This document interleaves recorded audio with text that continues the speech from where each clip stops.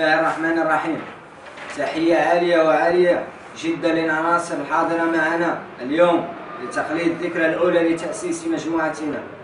فاليوم نخلد ذكرى مرور سنة على تأسيس مجموعتنا. ففي مثل هذا اليوم تكونت مجموعة بطالي العيون كصورة ونموذج عن الاحتقان الاجتماعي السائد بالمنطقة، تضم شباب ونساء جمع بينهم واقع التهميش والفقر والإقصاء الذي نعيشه في ظل الاحتلال المغربي.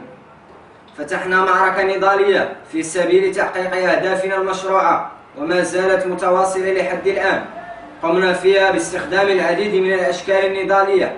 فبعد الوقفات الاحتجاجية التي نظمناها أمام مقر المقاطعة 11 بكم يناهز 100 فرد، تمت مواجهتها من طرف السلطات المغربية بالقمع والتهديد. قمنا بتنظيم المبيت في نفس المكان كحركة احتجاجية ضد التهميش وعدم فتح حوار جدي وبناء لمناقشة ملفنا. تمت مواجهته مرة أخرى بالقمع والتنكيل. بعدها طورنا أشكالنا الاحتجاجية عبر تنظيم وقفة بتكبير الأيادي ردا على الأسلوب القمعي الذي وجهنا به من طرف الشرطة المغربية، وتشبثا منا بحقوقنا المشروعة في حرية التعبير عن مطالبنا. ورغم ذلك لم تتردد السلطات عن تهديدنا باستخدام العنف ضد المجموعة التي وضعت التظاهر بشكل سلمي وحضاري أهم أولوياتها.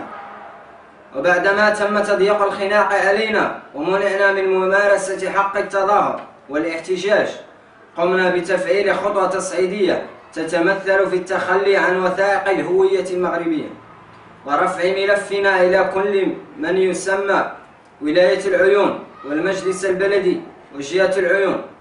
لم نتوقف عند هذا الحد، بل واصلنا مسيرتنا النضالية بتخليد العديد من الأشكال النضالية التي تتلخص في الآتي: وقفات احتجاجية ومسيرات سلمية أمام مقر الولاية وجهت هي الأخرى بالقمع والتنكيل. فتح اعتصام أمام مقر مندوبية الإنعاش بشارع مكة تم اقتحامه بالعنف المفرط مما خلف عدة إصابات. محاولة اللجوء لسفارة أجنبية تم صدها بالتهديد والوعود الكاذبة. محاولة فتح اعتصام داخل مقر المينورسو وجه بالصد وتحصين المداخل والطرد بالتهديد. نشر بعض الوثائق السرية التي تفضح ممارسات النظام المغربي في التعامل مع الصحراويين. وقفات سلمية أمام المقاطعة برباط السلسلة الحديدية تمت مواجهته بالقمع. هذا ولا زلنا صامدين في مسيرتنا النضالية التي تشرف على إتمام سنة كاملة من النضال المستميت في سبيل تحقيق الأهداف المنشودة. ونحن اليوم نخلد ذكرى تأسيس مجموعتنا.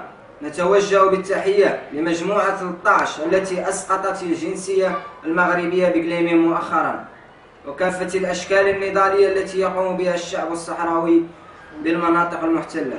ونعلن ما يلي: تشبثنا المبدئي واللا مشروع بحقوقنا المشروعة. دعوتنا لكافة الصحراويين بالإسقاط الجماعي لجنسية الاحتلال المغربي. توعدنا بمواصلة مسيرتنا النضالية إلى حين تحقيق أهدافنا. استعدادنا لتفعيل خطوات تصعيدية أخرى. استنكارنا لجميع أنواع القمع والتنكيل التي تمارسها سلطات الاحتلال على الفئات المهمشة الصحراوية.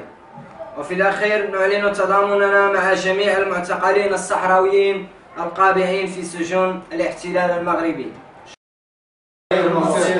كل الوطن جبروت، نحن شعب لا يموت. كل الوطن أو الشهادة كل الوطن أو الشهادة كل الوطن أو الشهادة. ما ضاع حق